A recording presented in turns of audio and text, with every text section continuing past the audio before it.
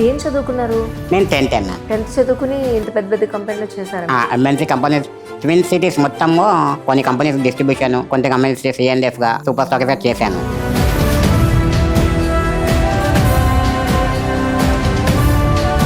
మనము ఒక సమాజానికి ఉపయోగపడాలి అని ఆలోచించి నెట్ లో సర్చ్ చేయడం వల్ల మనము ఇదొక carry bags, non woven bags దొరికినాయి అన్నమాట. కోలిక ఉంది. Keha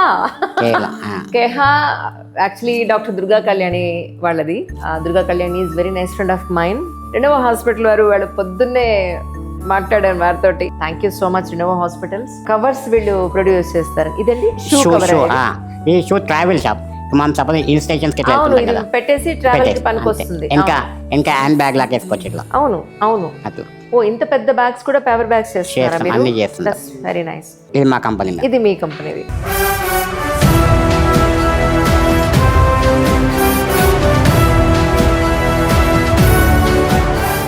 Pranav enterprises, that's so nice అండి రియల్లీ. ఒకసారి మీకు ఊహ వచ్చిన తర్వాత, మీ హెల్త్ కండిషన్ మీకు తెలిసిన తర్వాత, నేను ఇది ఎందుకు అడుగుతున్నానంటే ఆ బాధని మీరు ఎలా ఓవర్కమ్ చేశారు, ఎలా బయటపడ్డారు, మిమ్మల్ని మీకు ధైర్యం ఎలా?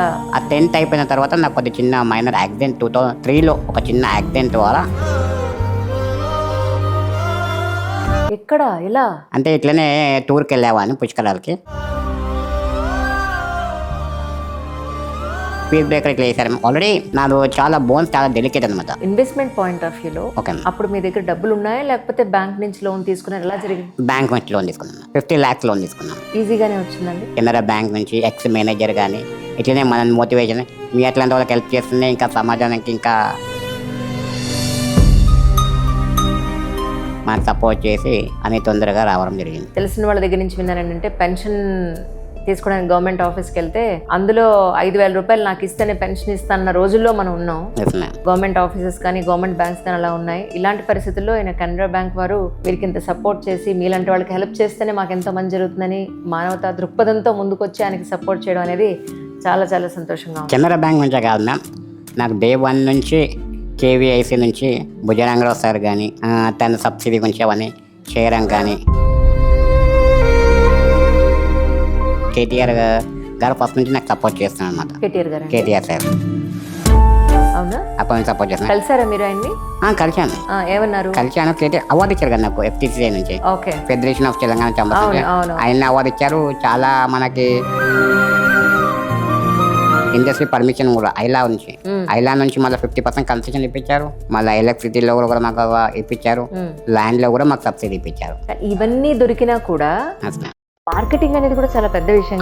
అది బిగ్గర్ ప్రోడక్ట్ ఒకటి ఉంది అని 10 మందికి మీరు ఎలా తెలియజేస్తున్నారు? ఇప్పుడు నేను present digital marketing 100% digital marketing మీద నేను డిపెండ్ అయి ఉన్నాను.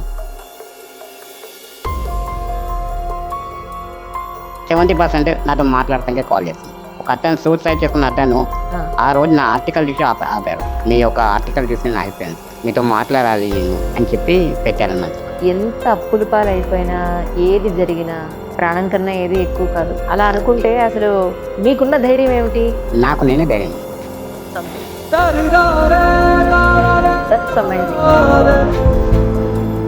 భగవంతుని అడగాలనిపించిందా, నన్ను ఎందుకు ఇలా చేసావని? అసలు అనుకోలేను. ఎందుకంటే ఇచ్చిన దాంట్లో తృప్తి పడాలి.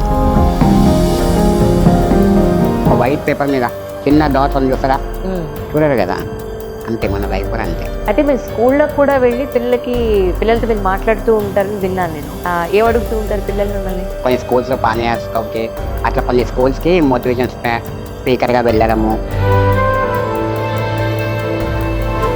అందుకే నాకు మొక్క తీసుకొచ్చాను. కంపల్సరీ తీసుకొచ్చాము.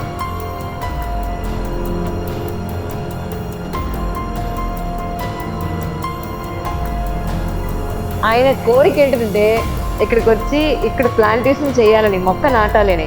ఈయన ఇప్పుడు ఇచ్చే మొక్క నేను ఖచ్చితంగా మా ఇంట్లో నాటి మరీ మీకు ఫోటో పంపిస్తాను. ఇప్పుడే కమిషనర్ గారితో మొక్కలు నాటించి వచ్చాను అనమాట.